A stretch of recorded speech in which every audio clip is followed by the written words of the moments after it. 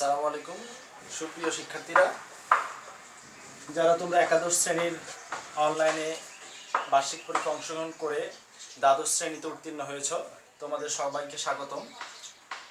আজকে তোমাদের আমি আছি মোহাম্মদ রাশিদ খান, প্রভাষক অর্থনীতি, ছাগলনাইয়া সরকারি কলেজ। তোমাদের আমরা অর্থনীতি দ্বিতীয় পত্রের সাথে আজকে পরিচয় করাবো।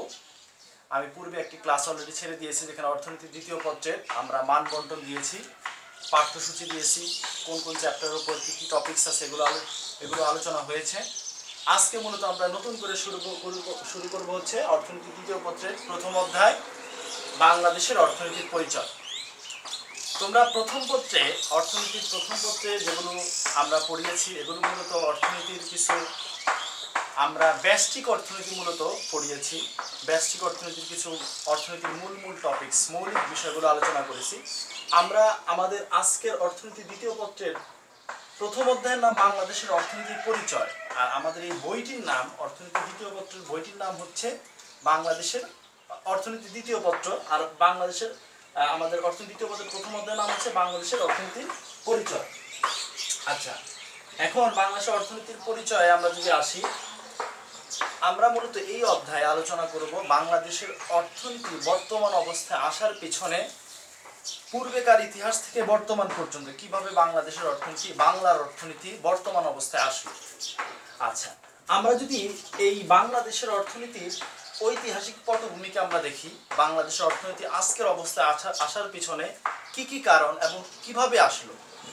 বাংলাদেশের অর্থনীতি আজকের অবস্থায় আসার পিছনে আমরা যদি আমাদের এই সময়টাকে আমরা কয়েকটি পিরিয়ডে ভাগ করি, আমরা দেখতে পাই ব্রিটিশ পূর্ব শাসন আমল, ব্রিটিশ শাসন আমল, পাকিস্তান শাসন আমল এবং আজকের বর্তমান বাংলাদেশ, দ্যাট মিনস 1971 টু আজ পর্যন্ত বাংলাদেশ। ব্রিটিশ পূর্ব শাসন আমলকে যদি আমরা ফোকাস করি, ব্রিটিশ পূর্ব শাসনকে আমরা আবার দুইটা পিরিয়ডে ভাগ করতে পারি। একটা হচ্ছে আদি ও হিন্দু যুগের অর্থনীতি, যেটার সময়কাল আমরা দেখতে পাচ্ছি প্রাচীনকাল থেকে একদম 1200 খ্রিস্টাব্দ পর্যন্ত, এবং মুসলিম যুগের অর্থনীতি, যার সূচনা হয়েছে 1200 থেকে 1757 খ্রিস্টাব্দ পর্যন্ত। এই দুইটা ব্রিটিশ পূর্ব শোষণ পদ্ধতি এবং আদি ও হিন্দু যুগের অর্থনীতি।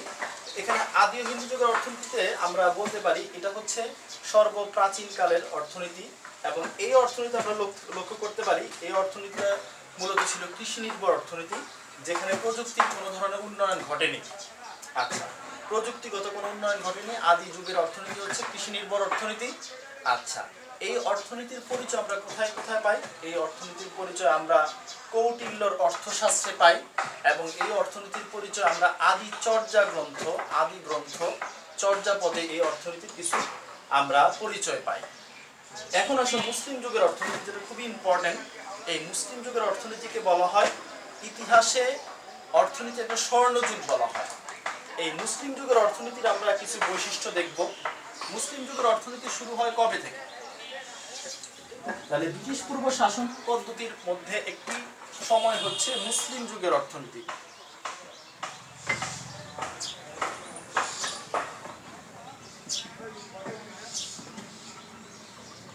মুসলিম যুগের অর্থনীতির সময়কাল 1200 থেকে 1757 খ্রিস্টাব্দ পর্যন্ত। আচ্ছা, মুসলিম যুগের অর্থনীতি যদি আমরা খেয়াল করি, যে এই 1200 থেকে 1757 এই মধ্যযুগে মুসলিম শাসনামল লক্ষ্য করা যায়, এবং এই যুগকে ইতিহাসে স্বর্ণযুগ নামে অভিহিত করা হয়। আচ্ছা, এই যুগের কিছু বৈশিষ্ট্য যদি আমরা খেয়াল করি, এই মুসলিম যুগের অর্থনীতিকে কেন স্বর্ণযুগ বলা হয়, ইতিহাসে কেন স্বর্ণযুগ বলা হয়, মুসলিম যুগের অর্থনীতিকে কেন ইতিহাসে স্বর্ণযুগ বলা হয়? প্রথমেই যদি আমরা এখানে এই অর্থনীতির কিছু বৈশিষ্ট্যকে আমরা হাইলাইটস করি। প্রথমে এই যুগের অর্থনীতিতে কি কি শিল্পের প্রসার ঘটে, কেন এই অর্থনীতিকে স্বর্ণযুগ বলা হয়? প্রথমে আমরা দেখি এই সময়ে মূলত নৌশিল্পের প্রসার এবং আমাদের দেশের চট্টগ্রাম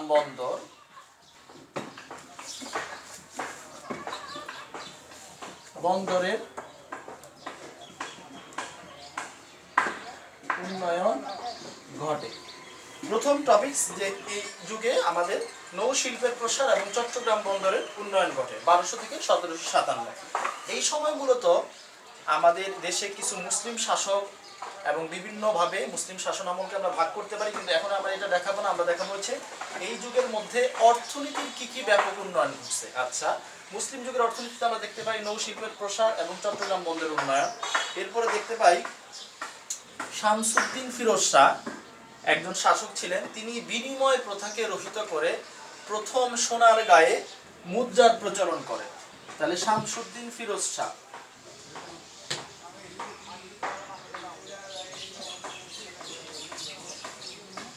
শামসুদ্দিন ফিরোজ শাহ কি করেন? প্রথম বিনিময় প্রথাকে রহিত করে সোনার গায়ে মুদ্রার প্রচলন করেন। সোনার গায়ে প্রথম মুদ্রা প্রচলন করেন। তাহলে আমরা এই যুগের একটা বড় আবিষ্কার বলতে পারি যে শামসুদ্দিন ফিরোজ শাহ বাংলায় প্রথম সোনার গায়ে মুদ্রা প্রচলন করেন। আচ্ছা, এই যুগে আরো কিছু আমরা যদি ব্যাপক উন্নয়ন দেখি, যে এই যুগে আমাদের দেখা যায় যে মোগল আমলের কিছু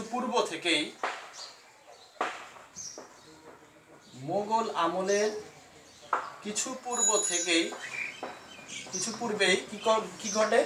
এই যুগে মোগল আমলের কিছু পূর্ব থেকে বাংলায় বিদেশি বণিকদের আগমন ঘটে। পূর্বেই বিদেশি বণিকদের আগমন।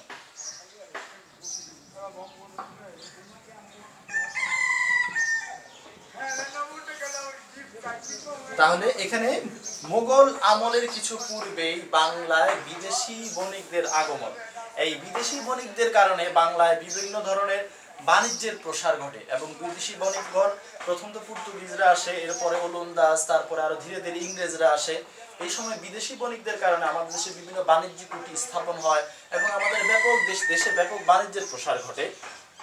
আচ্ছা, এবং এই বৈদেশিক বণিকদের কারণে এবং বৈদেশিক বাণিজ্যের কারণে আমাদের দেশে সোনা এবং রূপার আমদানি বেড়ে যায়।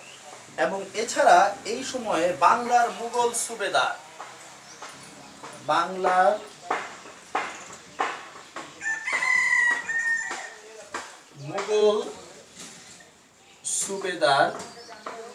শায়েস্তা খাঁর তোমরা নাম শুনেছ। মুঘল সুবেদার শায়েস্তা খাঁর আমলে টাকায় 1 টাকা কি পাওয়া যেত? 8 মণ চাল পাওয়া যেত।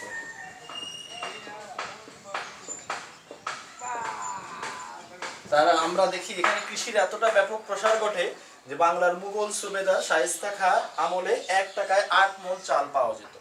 এমনকি এই যুগের মুসলিম যুগের অর্থনীতি সম্পর্কে বিখ্যাত পর্যটক ইবনে বতুতা এবং চীনা পর্যটক মা হুয়ান তাদের বিভিন্ন গ্রন্থেও বাংলার অর্থনীতির এবং বাংলার রূপবৈচিত্র্য, প্রাকৃতিক বৈচিত্র্যের বিভিন্ন বর্ণনা পাওয়া যায়। তাহলে আমরা এই কারণে আমরা বলতে পারি মুসলিম যুগকে ইতিহাসের স্বর্ণযুগ বলা হয়। তাহলে প্রথমে আসে এখানে আমাদের এই সময় নৌশিল্পের প্রসার, চট্টগ্রাম বন্দরের উন্নয়ন, মুসলিম শাসকদের মধ্যে শামসুদ্দিন ফিরোজ শাহর মাধ্যমে সোনার গায়ে প্রথম মুদ্রা প্রচলন, মোগল আমলের পূর্বে বিদেশি বণিকদের আগমন এবং বিদেশি বণিকদের মাধ্যমে দেশে বিভিন্ন বৈদেশিক বাণিজ্যের প্রসার এবং বিদেশি বণিকের মাধ্যমে দেশে বাণিজ্য কুটি স্থাপন এবং এর সাথে সাথে বাংলার মুঘল সুবেদার শায়েস্তা খাঁর আমলে টাকায় 8 মণ চাল পাওয়া যেত। এছাড়া আমি যেটা বললাম যে বিদেশি পর্যটক আমরা ইবনে বতুতা এবং চীনা পর্যটক মা হুয়ানের গ্রন্থে বাংলার বাংলার অর্থনীতির বিভিন্ন বর্ণনা পাওয়া যায়। এর মাধ্যমে আমরা বলতে পারি বাংলার মুসলিম যুগের অর্থনীতির কিছু আমরা বৈশিষ্ট্য বললাম। আচ্ছা, তাহলে ব্রিটিশ পূর্ব শাসনামলের পরে আসে ব্রিটিশ শাসনামল। বাংলার শোষণ এবং বঞ্চনা শুরু হয় এই ব্রিটিশ শাসনামল থেকে। ব্রিটিশ শাসনামলের সূচনা হয় কিভাবে? ইংরেজ শাসনামল আমরা 1757 সালে বাংলায় পলাশী যুদ্ধে জয়লাভের পর এই অঞ্চলের দেওয়ানি লাভ করে ইংরেজ কোম্পানি। আচ্ছা, ব্রিটিশ শাসনামল আমরা যদি শুরু করি, এই ব্রিটিশ শাসনামলের সূচনা হয় কবে থেকে?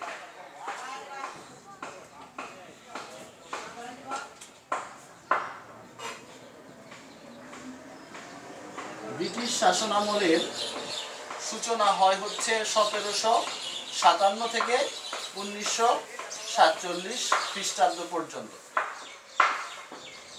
আচ্ছা, এই সময় বাংলার অর্থনীতির কি অবস্থা ছিল এই সম্পর্কে আমরা হাইলাইটস করব। 1757 সালে যেটা বললাম যে পলাশী যুদ্ধে জয়লাভের পর এই অঞ্চলের দেওয়ানি লাভ করে ইংরেজ কোম্পানি। এই ইংরেজ কোম্পানি বিভিন্ন সময়ে তারা কি করত, বিভিন্ন সময়ে শাসন শোষণ, বিভিন্ন সময় নির্যাতন করেছে। এবং এই সময় আমাদের একটি প্রশ্ন আসতে পারে, ব্রিটিশ শাসন আমলে বাংলার অর্থনীতির বৈষম্যের চিত্র তুলে ধরো। তাহলে আমরা এই চিত্রগুলো যদি আমরা কিছু হাইলাইটস করি, ব্রিটিশ শাসন আমলে বাংলার অর্থনীতির কি অর্থনৈতিক বৈষম্য ছিল। প্রথমে দেখো, ইংরেজ কোম্পানি তার রাজস্ব আদায়ের জন্য ঠিকাদার নিয়োগ করত এবং এই ঠিকাদারের মাধ্যমে কোম্পানিগুলো রাজস্ব আদায় করে এবং এই ঠিকাদাররা রাজস্ব আদায়ের জন্য চাষিদের উপর জুলুম অত্যাচার করত, যার ফলে অনেক কৃষকরা ভিটে মাটি ছেড়ে নিঃস্ব হয়। তাহলে প্রথম, কোম্পানির অত্যাধিক রাজস্ব আদায়। প্রথম আমরা লিখতে পারি কোম্পানির ঠিকাদারদের মাধ্যমে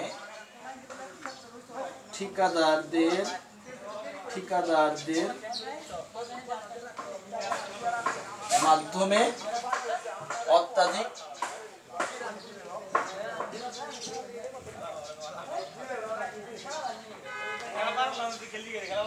আচ্ছা, প্রথম হচ্ছে কোম্পানি ঠিকাদারদের মাধ্যমে অত্যাধিক রাজস্ব আদায় করত। এই রাজস্ব আদায় এবং যার ফলে বিভিন্ন কৃষক যারা নিঃস্ব হয়ে যায়, এর মাধ্যমে ইংরেজ শাসনের প্রথম দিকে আমরা জানি ইংরেজ শাসনের প্রথম দিকে একটা বিদ্রোহ গড়ে ওঠে, যেটা হচ্ছে ফকির সন্ন্যাসী বিদ্রোহ। ফকির সন্ন্যাসী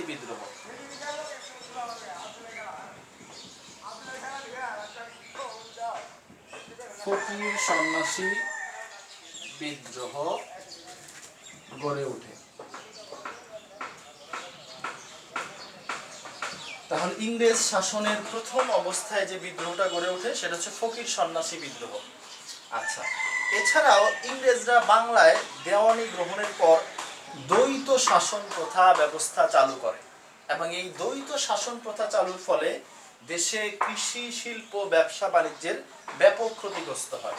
তাহলে আরেকটা টপিক হচ্ছে দ্বৈত শাসন ব্যবস্থা প্রচলন। দ্বৈত শাসন ব্যবস্থা প্রচলন। এই দ্বৈত শাসন ব্যবস্থার ফলে কি হয়, যে দেশের দ্বৈত শাসন ব্যবস্থা গ্রহণের ফলে ব্যাপক অত্যাচারের ফলে শিল্প, ব্যবসা, কৃষি ক্ষতিগ্রস্ত হয়। আচ্ছা, এই দ্বৈত শাসন ব্যবস্থার পরপরই একটা বাংলায় ব্যাপক একটা দুর্ভিক্ষ হয়, বড় ধরনের দুর্ভিক্ষ অনাবৃষ্টির কারণে 1769 খ্রিস্টাব্দে। 1769 খ্রিস্টাব্দ বাংলা হচ্ছে 1176। বাংলা 1176 সনে কি হয়, দুর্ভিক্ষ দেখা দেয়। 1769 খ্রিস্টাব্দ বাংলা 1176 সনে কি হয়, দুর্ভিক্ষ দেখা দেয়। এই দুর্ভিক্ষে বাংলায় প্রায় 1/3 মানুষের মৃত্যুবরণ ঘটে। প্রায় 1/3 মানুষের মৃত্যুবরণ এবং প্রায় 33 ভাগ জমি অনাবাদিতে রূপান্তরিত হয়। তাহলে ব্রিটিশ শাসনের একটা ব্যাপক অথবা আমরা চরম একটা অবস্থা বলতে পারি, যে 1769 খ্রিস্টাব্দ বাংলা 1176 সন, যাকে কিন্তু 76-এর মনন্তর নামে পরিচিত। এটাকে আমরা 76-এর মনন্তর নামে পরিচিত।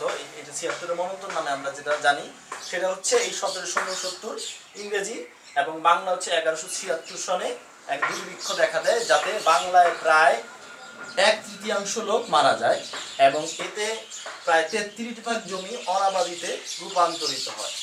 ব্রিটিশ শাসনের আরেকটি আমরা প্রথা বলতে পারি বা শোষণের একটা পদ্ধতি বলতে পারি, লর্ড কর্নওয়ালিস কর্তৃক চিরস্থায়ী বন্দোবস্ত ব্যবস্থা প্রবর্তন। লর্ড কর্নওয়ালিস কর্তৃক চিরস্থায়ী চিরস্থায়ী বন্দোবস্ত ব্যবস্থা প্রবর্তন। আচ্ছা, লর্ড কর্নওয়ালিস কর্তৃক চিরস্থায়ী ব্যবস্থা প্রবর্তন। 1793 সালে অবিভক্ত বাংলায় চিরস্থায়ী বন্দোবস্ত প্রবর্তন করেন লর্ড কর্নওয়ালিস। এতে মুষ্টিমেয় জমিদারগণ লাভবান হলেও ব্যাপক হারে দরিদ্র কৃষক ও প্রজারা দমন নিপীড়নের শিকার হয়। তাহলে কিছু জমিদার এখানে লাভবান হলেও ব্যাপক হারে দরিদ্র কৃষক এবং প্রজারা দমন নিপীড়নের শিকার হয় হচ্ছে লর্ড কর্নওয়ালিস কর্তৃক চিরস্থায়ী বন্দোবস্ত প্রবর্তনের মাধ্যমে। এটা হচ্ছে ব্রিটিশ শাসনের আরেকটি শোষণের একটি স্বরূপ বলতে পারিস। এবং আরেকটি অবস্থা বলতে পারি যে বাংলায় তখন ব্রিটিশ শাসন সময় বাংলায় কুটির শিল্প, তাঁত শিল্পের ব্যাপক প্রসার ঘটে। আমরা এক সময় শুনেছি যে বাংলায় মুসলিম কাপড় আর অনেক বিভিন্ন কুটির শিল্প, তাঁত শিল্পের ব্যাপক প্রসার ঘটেছিল। কিন্তু ইংল্যান্ডের শিল্প বিপ্লবের মাধ্যমে 18 শতকে ইংল্যান্ডের শিল্প বিপ্লবের মাধ্যমে এই বাংলায় তাঁত শিল্পের, কুটির শিল্পের ব্যাপক ক্ষতি সাধন হয়। তাহলে আমরা আরেকটা পয়েন্ট নিয়ে আসতে পারি। ইংল্যান্ডের শিল্প বিপ্লবের মাধ্যমে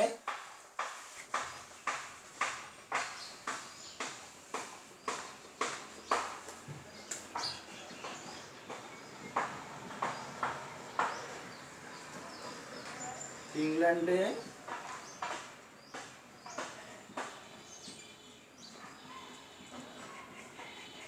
শিল্প বিপ্লবের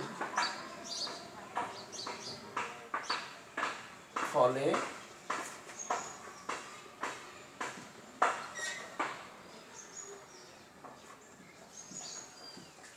তাঁত শিল্প সহ অন্যান্য কুটির শিল্প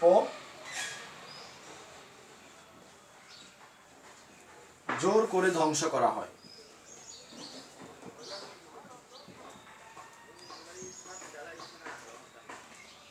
জোর করে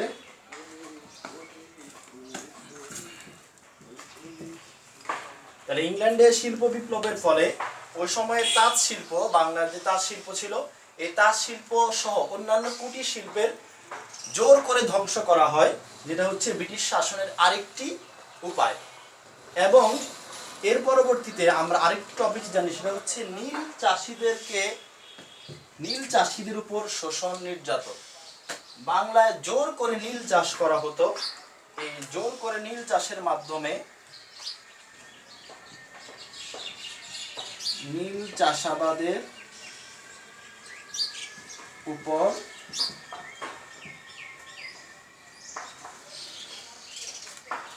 জনগণকে জোর করে বাধ্য করা হয়। তাহলে আমরা ব্রিটিশ শাসনের আরেকটি অবস্থা দেখতে পারলাম যে নীল চাষাবাদের উপর জনগণের উপর নির্যাতন।